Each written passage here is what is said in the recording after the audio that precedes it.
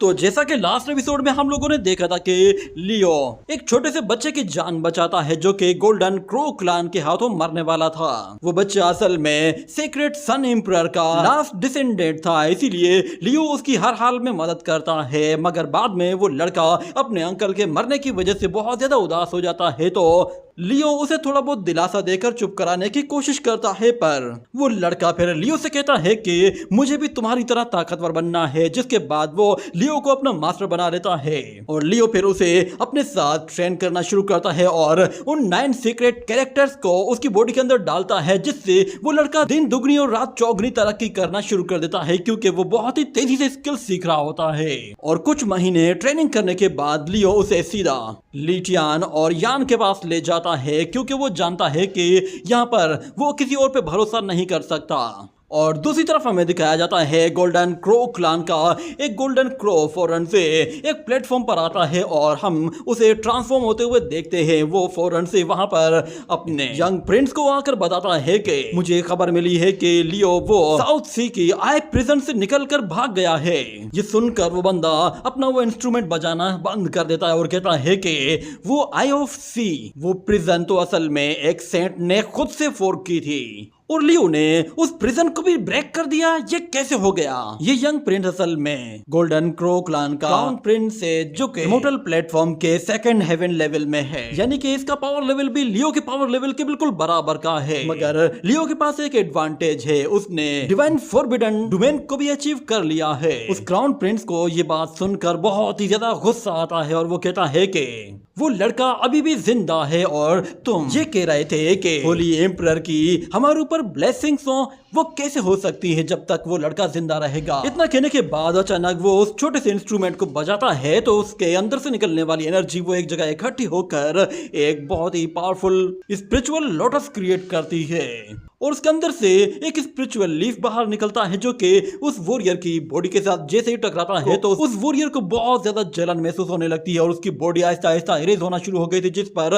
वो फौरन से क्राउन प्रिंस से माफी मांगता है कि प्लीज मुझे मेरी गलती के लिए माफ कर दीजिए। मगर उसे कोई माफी नहीं दी जाती और उसकी बॉडी को पूरी तरह से इरेज कर दिया जाता है। और फिर वो वॉरियर खड़ा होकर कहता है कि फाइनली अब वो वक्त आ गया है कि हमारे गोल्डन क्रो क्लैन को अपने ऊपर से वो कर्ज हटा देना चाहिए। वो फौरन से ऊपर देखते हुए कहता है कि फादर आप देख रहे हैं ना, 6 ब्रदर आपका ये काम नहीं कर पाया, पर मैं जरूर करूंगा। जिसके बाद अगले सीन में हमें दोबारा से लियो को दिखाया जाता है। वो एक ऑक्शन हाउस में आया हुआ था, उसके साथ यहाँ पर लीटियान और यान दोनों मौजूद थे, मगर वो दोनों अपना मुंह छुपाते फिर रहे थे, क्योंकि उन लोगों को पता चल गया था कि सारी दुनिया उन्हें जान चुकी है। और वो लोग लियो से कहते हैं कि क्या तुम वाकई में श्योर हो कि जिस बंदे की हमें हेल्प चाहिए वो यहीं पे मिलेगा? मगर लियो सामने देखते हुए कहता है कि वो रहा, वो जो छोटा सा शख्स दिखाई दे रहा है ये वही है। मगर यानो से बताता है कि तुम उस लड़के के बारे में जानते नहीं हो, उसका स्टेटस इतना हाई है कि यूं समझ लो कि वो इस पूरे के पूरे ऑक्शन हाउस का मालिक है, वो यहाँ मौजूद हर एक चीज खरीद सकता है। और लीटियान भी कहता है कि ब्रदर हमारा शिकार तो हमारे हाथ खुद ब खुद आ गया है, जिस पर लियो कहता है कि नहीं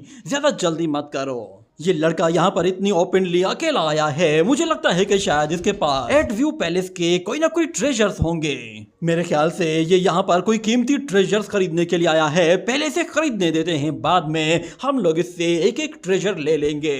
और हमें यहाँ पे दिखाया जाता है ऑक्शन हाउस में जैसे ही एक पिल लाई जाती है और उसके बारे में बताया जाता है कि इस पिल की स्पेसिफिकेशंस क्या है, तो इतने में वो लड़का फौरन से कहता है मैं इसे खरीद रहा हूँ। उसकी बोली आते ही कोई भी बंदा उसके सामने बोली नहीं लगाता और वो पिल उस बंदे की हो जाती है। इसी तरह एक के बाद एक ट्रेजर्स आते जाते हैं और वो लड़का एक के बाद एक ट्रेजर्स खरीदता जा रहा होता है और किसी को कुछ भी खरीदने का मौका नहीं दे रहा था। हर ट्रेजर की बारी में वो सबसे पहले अपना कार्ड उठा लेता है और कहता है कि ये भी मुझे चाहिए, वो भी मुझे चाहिए, हर चीज उसके पास जा रही होती है और कोई भी शख्स उससे मुकाबला नहीं करना चाहता था, क्योंकि उससे मुकाबला करने का मतलब है जिन टियानडी से मुकाबला करना। देखते ही देखते वो छोटा लड़का तो यहाँ पर ट्रेजर्स का पहाड़ लगा देता है और सब कुछ खरीदने के बाद जैसे ही वहां से जाने लगता है तो ऑक्शन हाउस की एक ऑर्गेनाइजर उसके पास आकर उसे कांग्रेचुलेशन कहती है, जिस पर वो लड़का समझ जाता है कि इसे क्या चाहिए।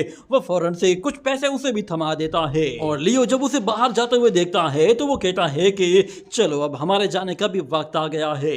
और वहीं पे ही हमें एक गोल्डन क्रो को भी दिखाया जाता है जो कि असल में लियो पर नजर रख रहा होता है। जैसे ही वो यंग लड़का सारे के सारे ट्रेजर्स लेकर अपनी फ्लाइंग शिप के साथ जा रहा होता है तो अचानक से उसकी शिप पर एक जोरदार धमाका होता है, जिसकी वजह से उसकी शिप जोर से आकर जमीन पर लैंड करती है और वो चिल्लाते हुए कहता है कि किसकी इतनी हिम्मत हुई मेरी शिप पर हमला करने का मतलब है एट व्यू पैलेस पर हमला करना। तुम जानते हो ना तुम्हें इसकी क्या सजा मिलेगी। मगर लियो जैसे ही वहां पे अपीयर होता है तो वो साथ में उस लड़के को स्पिरिचुअल रोप्स के साथ बांध देता है और उस लड़के से कहता है कि घबराओ मत, हम लोग तो तुम्हारे साथ एट व्यू पैलेस में जाना चाहते हैं, हम देखना चाहते हैं कि वो कैसा है। और यहाँ पर यान और लीटियान दोनों ही ट्रेजर्स बाहर ले जा रहे होते हैं और वो कहते हैं कि तुमने आखिर क्या खरीदा है जो इतना भारी है, क्या तुम इन्हें हमारे साथ उठाने में मदद नहीं करोगे। मगर वो लड़का उन लोगों से कहता है अच्छा तो तुम लोग चाहते हो कि मैं तुम लोगों को एट व्यू पैलेस में लेकर जाऊं, तुम भूल जाओ मैं कभी ऐसा मरकर भी नहीं करूंगा। पर जैसे ही लियो की स्वॉर्ड वो उसकी गर्दन पर आ जाती है तो उसकी अकड़ थोड़ी सी कम हो जाती है और लियो से कहता है कि मेरे ख्याल से पहले मैं जरा लीटियान को तुम्हारी बॉडी की थोड़ी सी चेकिंग करने के लिए कहता हूँ, कैसा रहेगा। इतना कहने की देर थी कि अचानक से वहां पर एक स्पेस रिफ्ट खुल जाती है और लियो देखता है वहां पर गोल्डन क्रो क्लान के कुछ और लोग आ गए हैं और वो आते साथ ही लियो से कहते हैं कि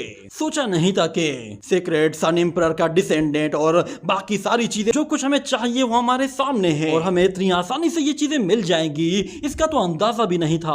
वो लियो को धमकी देते हुए कहता है कि तुमने मेरे भाई को मारा है ना, मैं आज यहाँ तुम्हें मारने के बाद तुम्हारी बोटी बोटी कर दूंगा और तुम्हारी स्किन को तुम्हारे जिस्म से ऐसे नोच कर खींचूंगा कि तुम्हें ये दर्द मरने के बाद भी याद रहेगा। तो लियो कहता है कि लगता है कि गोल्डन क्रो क्लान वो तो सुबह शाम सिर्फ मुझे ही याद करता रहता है, कभी इतना अपने गॉड को याद कर लिया होता तो उससे कुछ मिल जाता। और लीटियन कहता है ब्रदर लियो क्या तुम्हें हमारी कोई मदद चाहिए। तो लियो कहता है कि नहीं ये तो बस कुछ मामूली से मच्छर हैं, इन्हें मैं खुद मारूंगा। मगर गोल्डन क्रो क्लान के मेंबर्स को देखते ही टोंग टोंग को फिर से वही फ्लैशबैक्स आने लगते हैं। उसने अपने अंकल को अपनी आंखों के सामने मरते हुए देखा था जिसकी वजह से उसे काफी डर लगने लगा था। मगर लियो उससे कहता है कि अब मुझे अच्छी तरह से देखना मैं कैसे लड़ता हूँ, तुम मेरी तरह बनना चाहते हो ना, तुम्हें मेरी तरह बनना है तो तुम्हें सबसे पहले ये लेसन याद कर लेना चाहिए। इतना कहते ही वो फौरन से गायब होता है तो गोल्डन क्रो क्लान का 10th प्रिंस वो उससे फाइट करने के लिए फौरन से अपने बड़े बड़े वेपन बाहर निकाल लेता है और कहता है कि पहले जरा मुझे इससे निमटने दीजिए, मैं अपने वेपन से इसकी हड्डियों का सुरमा बनाना चाहता हूँ। वो लियो से कहता है कि तुमने मेरे पूरे क्लान के लोगों को मारा है ना, मैं तुम्हें इसके लिए बहुत ही दर्दनाक सजा दूंगा कि हमारे पूरे क्लान से ये कर्मा खत्म हो जाए। मगर जैसे ही वो लियो पर वार करता है तो लियो गायब हो जाता है और फौरन से उसके दूसरी तरफ से आते हुए अपनी स्वॉर्ड उसके गले के आर पार कर देता है। ये देखकर क्राउन प्रिंस के भी तोते उड़ जाते हैं मगर लियो 10th प्रिंस की बॉडी को पूरी तरह से इरेज करके रख देता है और बाकी लोगों से कहता है तुम लोग भी ज्यादा जल्दबाजी मत करो, सब लोग एक एक करके आओ, मैं एक एक करके सबको मारूंगा और तुम्हारे भाइयों के पास भेजूंगा। मगर क्राउन प्रिंस कहता है कि तुमने जो हरकत की है इसके लिए तुम्हें अगर 10 बार भी लाइफ मिले तो तुम्हें मैं 10 मर्तबा अपने हाथों से मारूंगा। ये कहने के बाद वहां पर और भी बहुत सारे सोल्जर्स आ जाते हैं और लियो यहाँ पर टोंग टोंग को कहता है तुम्हारा पहला लेसन ये है कि कभी भी अपने दुश्मन के सामने रोना मत, क्योंकि इससे तुम्हें कोई फायदा नहीं मिलेगा। इतना कहने के बाद वो अपनी स्काई पैटर्न स्वॉर्ड को इस तरह यूज करता है कि वो एक एक वार में अपने दुश्मनों को निमटाता जा रहा होता है और यहाँ पर टोंग टोंग जो कि डरा हुआ था वो अब थोड़ी सी हिम्मत जुटा लेता है और सीधा खड़ा होकर लियो की तरफ देखता है। लियो अपने दुश्मनों को धूल चटा रहा है और यहाँ पर यान और लीटियान भी काफी हैरान होते हैं कि लियो पिछले कुछ सालों के लिए गायब क्या हुआ, वो इतना ताकतवर बन गया है कि वो पूरे गोल्डन क्रो क्लान को अकेला ही भारी पड़ रहा और इसने तो 4 साल पहले सेंट लेवल के कुछ वॉरियर्स को भी मार दिया था। और दूसरी तरफ हम उस छोटे लड़के को देखते हैं जो कि लुढ़कते हुए दूर जाने की कोशिश कर रहा था, जिस पर लीटियन कहता है, तुम कहाँ चले? हमने तुम्हें जाने की इजाजत थोड़ी दी है। लीटियन असल में उस शख्स को लड़की समझ रहा था, मगर वो लड़का तो चिल्लाते हुए कहता है कि बेवकूफ कमीने, मैं कोई लड़की नहीं, मैं लड़का हूँ। जबकि लियो दूसरी तरफ उन लोगों की जमकर धुलाई कर रहा होता है और उनमें से कोई भी बंदा ऐसा नहीं था कि जो उसे बराबर की टक्कर दे सके। लियो उन लोगों को ऐसे हैंडल कर रहा था जैसे वो उसके आगे बच्चे हैं, क्योंकि उनकी स्पीड बहुत स्लो है, ऊपर से उनका कोई अटैक भी इतना पावरफुल नहीं लग रहा था। इसीलिए इन मामूली अटैक्स के साथ लियो को, वो भी एंशिएंट होली बॉडी के साथ, मारना तो नामुमकिन था। इसीलिए वो लोग फिर अपने क्राउन प्रिंस की बॉडी के अंदर सारी की सारी एनर्जी इंजेक्ट करना शुरू कर देते हैं ताकि वो अपनी पूरी ताकत लगाकर हमला कर सके। इसीलिए वो एक बहुत ही बड़ा पॉइजनस लोटस क्रिएट कर लेता है जिसे purple micro emperor divine technique कहते हैं। इस जायंट से पर्पल लोटस के साथ बहुत ही ज्यादा पावरफुल पॉइजनस गैस रिलीज होना शुरू हो जाती है, जिसके बाद यान कहता है कि ब्रदर लियो, ये फ्लावर असल में जीवी स्टार का गोल्ड ब्लॉसम फ्लावर है। इसके अंदर बहुत ही खतरनाक डिमोनिक पॉइजनस गैस मौजूद होती है और इस फ्लावर का सिर्फ एक पत्ता मिलियंस ऑफ पॉइजनस पिल्स के बराबर होता है। और जब ये लोटस पूरी तरह से ओपन हो जाता है तो ये अपने सर्कल में आने वाले जितने भी वॉरियर्स हैं उनकी पूरी की पूरी लाइफ को ही एब्जॉर्ब कर लेता है। तो लियो सब लोगों से कहता है कि तुम लोग अपने आप को सिक्योर करने का कोई बंदोबस्त कर लो। ये कहने के बाद वो लोग अपने चारों तरफ एक पावरफुल बैरियर बना लेते हैं और उस छोटे बच्चे को भी एक बैरियर के जरिए प्रोटेक्ट करते हैं, जबकि लियो उन लोगों से कहता है कि बस मेरा भरोसा करो, इसमें ज्यादा टाइम नहीं लगेगा। और दूसरी तरफ वो वॉरियर कह रहे होते हैं कि लियो, तुम्हें यहाँ पर ज्यादा टाइम वैसे भी नहीं लगेगा क्योंकि तुम्हारी बॉडी इस रेडियस के अंदर पूरी तरह से डिसॉल्व हो जाएगी और तुम इस जायंट लोटस का हिस्सा बन जाओगे।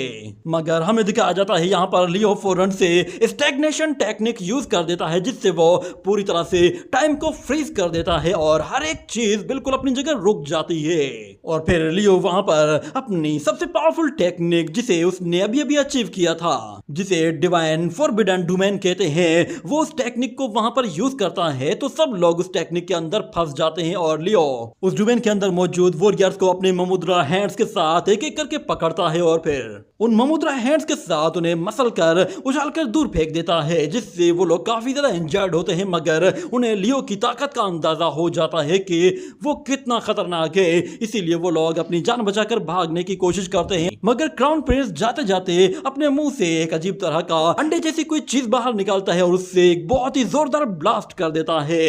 उसकी एनर्जी चारों तरफ फैल जाती है, यहाँ तक कि जो भी आसपास लोग होते हैं वो उस एनर्जी प्रेशर की वजह से उड़ते हुए दूर जा गिरते हैं। यहाँ तक कि टोंग टोंग भी वहां से दूर गिरने वाला था, मगर लियो ने उसे रोक लिया था। और फिर लियो से कहता है कि मेरी एक बात हमेशा याद रखना, तुम खुद को जितना ज्यादा स्ट्रॉन्ग बनाओगे तभी तुम उतने आगे बढ़ पाओगे, वरना तुम्हें कोई भी आगे बढ़ने नहीं देगा। मेरे ख्याल से तुम्हें अपने अंकल जियांग की मेमोरी के लिए एक ट्रिब्यूट तो देना ही चाहिए और उनकी खातिर कम से कम तुम्हें सीक्रेट सन एम्परर की लेगेसी को फॉलो करना ही चाहिए। ये कहने के बाद वो एक कमान बाहर निकालता है और उस लड़के से कहता है कि इसे हम लोग एक साथ मिलकर रिलीज करेंगे, हम एक बार में ही सबका निशाना लगाएंगे। सब लोगों ने तुम्हें बचाने के लिए अपनी जान को कुर्बान किया है, इसलिए उनकी कुर्बानियों को याद करो। जिसके बाद वो लड़का कहता है, मास्टर मैं समझ गया आप क्या कहना चाहते हैं, आज से मैं अपनी हर प्रॉब्लम खुद से फेस करना सीखूंगा।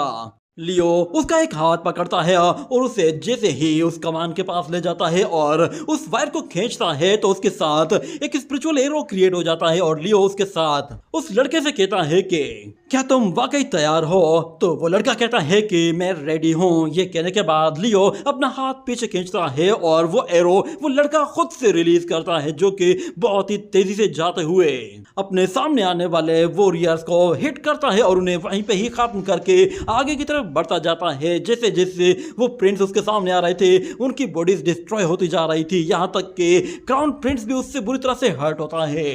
टोंग टोंग अपने दुश्मनों को मारकर काफी ज्यादा खुश था और वो पहली मर्तबा लाइफ में कोई इस तरह का अटैक कर रहा था जिस पर उसकी हिम्मत काफी बढ़ गई थी। और दूसरी तरफ वो लड़का जो कि गोल्डन क्रो क्लान के लास्ट अटैक की वजह से इंजर्ड हो गया था, वो उन लोगों से कहता है कि मैं तुम्हें कुछ बताना चाहता हूँ, जिस पर लिटियन कहता है ब्रदर लियो ये हमसे कुछ बात करना चाहता है, पता नहीं ये अब क्यों बता रहा है, इसे पहले बता देना चाहिए था। तो लियो से कहता है कि मुझे बताओ कि ब्रदर यिन टियानडी के अलावा टैकिंग सीक्रेट रियलम को ओपन करने का और कौन सा रास्ता मौजूद है, क्या कोई ऐसा रास्ता है कि जिसके जरिए मैं एट व्यू पैलेस के अंदर जा सकूं। तो वो लड़का बताता है कि एट व्यू पैलेस को सिर्फ और सिर्फ उसका अपना मास्टर ही ओपन कर सकता है, क्योंकि यिन टियानडी वो इस वक्त अपनी लाइफ एंड डेथ कल्टीवेशन को स्टार्ट कर चुका है, तो वो कभी भी उस सीक्रेट रियलम को ओपन नहीं करेगा। ना ही मैं कभी ऐसी जुर्रत कर सकता हूं कि उन्हें डिस्टर्ब करने के लिए उनके पास जाकर उन्हें रिक्वेस्ट करूं। तो लिंटियन कहता है कि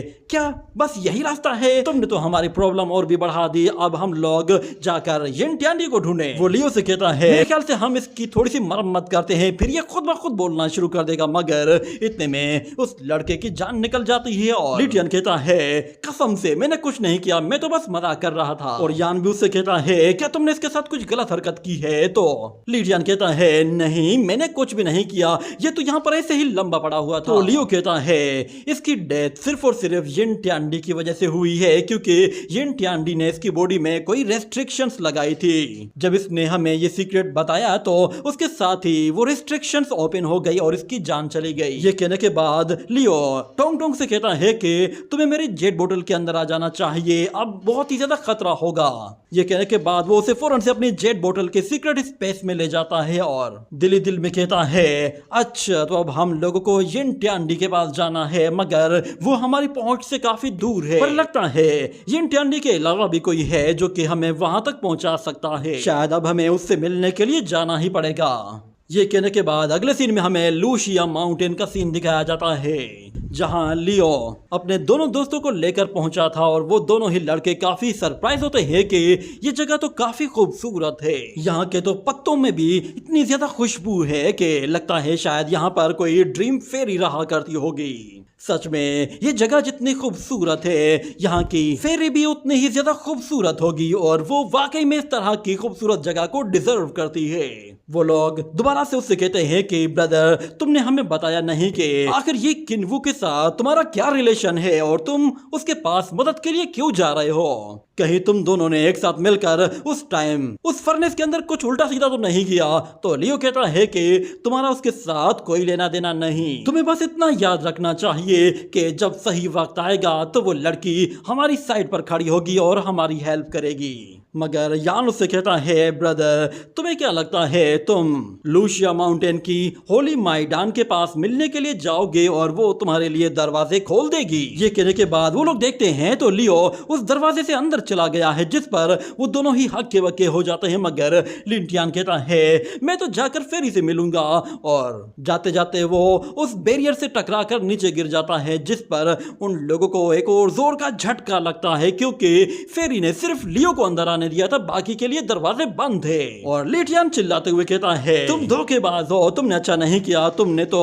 पहली मुलाकात में ही होली माइडान को पटा लिया, जबकि मैं उसे तुम्हारी भाभी बनाना चाहता था। मगर यहाँ अगले सीन में हमें दिखाया जाता है एक डिवाइन स्पिरिचुअल बॉडी को और साथ में हम गोल्डन क्रो क्लैन के क्राउन प्रिंस को भी देखते हैं जो कि काफी जख्मी हालत में होता है और वो जाइंट हैंड अपनी एनर्जी उसकी बॉडी के अंदर ट्रांसफर करते हुए उसे दोबारा से बिल्कुल ठीक कर देता है।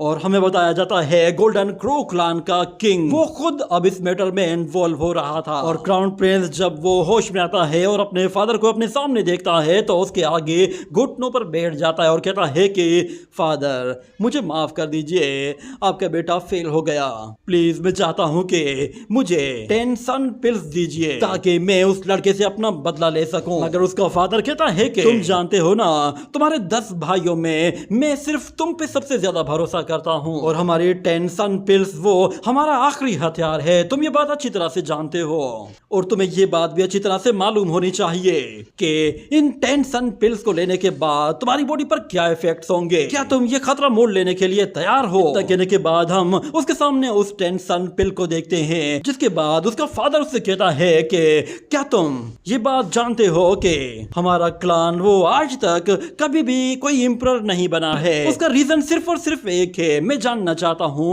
तुम उसके बारे में क्या कहते हो। तो वो लड़का फादर से कहता है कि मैं जानता हूँ हम लोग तब तक एम्परर नहीं बन सकते जब तक हमारे सामने सेक्रेट सन एम्परर की रुकावट मौजूद है। हमारे क्लान के ऊपर जो कर्मा लगा है इसे रिजोल्व नहीं किया जा सकता जब तक हम लोग सन एम्परर की लेगेसी को ही खत्म नहीं कर देते, तब तक हमारे ऊपर ये कर्मा ऐसे ही बना रहेगा। और वो अपने फादर को बताता है कि मैं ये बात अच्छी तरह से जानता हूँ, सिर्फ मैं ही वो यंग प्रिंस हूँ जो कि इस मैटर को रिजॉल्व कर सकता है। इसीलिए अपने गोल्डन क्रो क्लान की ग्लोरी को हासिल करने के लिए और थ्रोन असेंशन के लिए मैं हर तरह की कुर्बानी देने के लिए तैयार हूँ। और आप भी ये बात बहुत ही अच्छी तरह से जानते हैं कि मेरे 10 भाइयों में से सिर्फ और सिर्फ मैं ही वो डिजर्विंग यंग प्रिंस हूँ जिसे ये सन पिल यूज करनी चाहिए। मुझे अपने गोल्डन क्रो क्लान के फ्यूचर की सबसे ज्यादा परवाह है। जिस पर उसका फादर कहता है ठीक है तो फिर तुम जा सकते हो, अब तुम इस पिल का इस्तेमाल करो, अपने तरीके से फाइट करो और अपना पाथ ऑफ कल्टीवेशन अचीव करो और अपने ही तरीके से अपने आप को एक एम्परर बनाओ। ये कहने के साथ वो बंदा जैसे ही उस पिल को खाता है तो उस पिल का इफेक्ट फौरन से होना शुरू हो जाता है, जिस पर उस लड़के को काफी ज्यादा तकलीफ होती है और वो यंग प्रिंस जोर जोर से चिल्लाना शुरू कर देता है। जबकि हमें यहाँ पर लूशिया माउंटेन में फेरी किन्वू के पैलेस का सीन दिखाया जाता है। जैसे ही लियो वहां पर आता है तो किन्वू भी आ जाती है और वो आते साथ ही कहती है कि मुझे यकीन नहीं आता कि तुम साउथ सी प्रिजन से बाहर निकल आए हो। वो प्रिजन तो ऐसी प्रिजन थी जिसे एम्परर्स ने खुद से फोर्क करके बनाया था और वो अपने दुश्मनों को पनिश करने के लिए वहां पर डाला करते थे। तुम्हें दोबारा देखकर सच में मुझे काफी ज्यादा हैरानी हो रही है, मगर लियो से कहता है कि तुम्हें तो शुक्र अदा करना चाहिए कि मैं वहां से निकल आया। अगर मैं वहां पे मारा जाता तो तुम्हारी उस सोल का क्या होता?